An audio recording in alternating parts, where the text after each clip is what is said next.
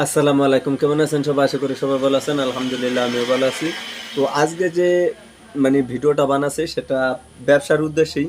কিন্তু আমি দোকান ছেড়ে আরকি ঢাকাতে যাব। তাছাড়াও দেখা যাইতেছে যারা যেভাবে ব্যবসা করতে চান, ভিন্নভাবে ব্যবসা করতে চান এবং অনেক বাইরে আছে গ্রামগঞ্জে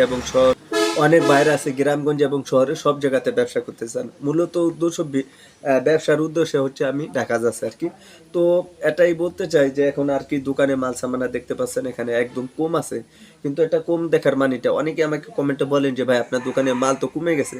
এখন আপনি কি করবেন? আমি এখন যাবোই হচ্ছে ঢাকাতে। অনেকে বলতে পারেন ঢাকা কি আপনি কোনো কাজ করেন? হ্যাঁ, কাজ করলেও করতে পারি, আবার না করলেও করতে পারি।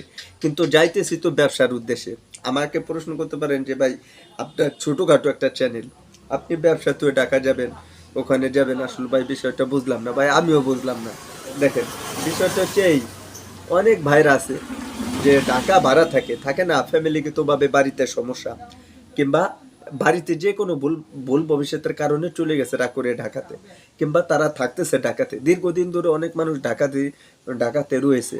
তারা কি করতেছে, ঢাকা থাইকেই অনেক বাইরে আছে, কেউ রিক্সা চালাইতেছে কিংবা কোনো কেউ মাসিক হিসেবে বেতন হিসেবে কাজ করতেছে, আবার অনেকে আছে আবার জব করতেছে, অনেকে আছে আবার ছোটখাটো বিজনেস করতেছে, অনেকে আছে আবার দেখা যেতেছে যেরকম আপনার সুলা বাদাম বুট, মানে এই ধরনের। আবার অনেকে আছে পোশাক আশাকের ব্যবসা করে, অনেকে আছে আবার নানা ধরনের ব্যবসা করে থাকেন।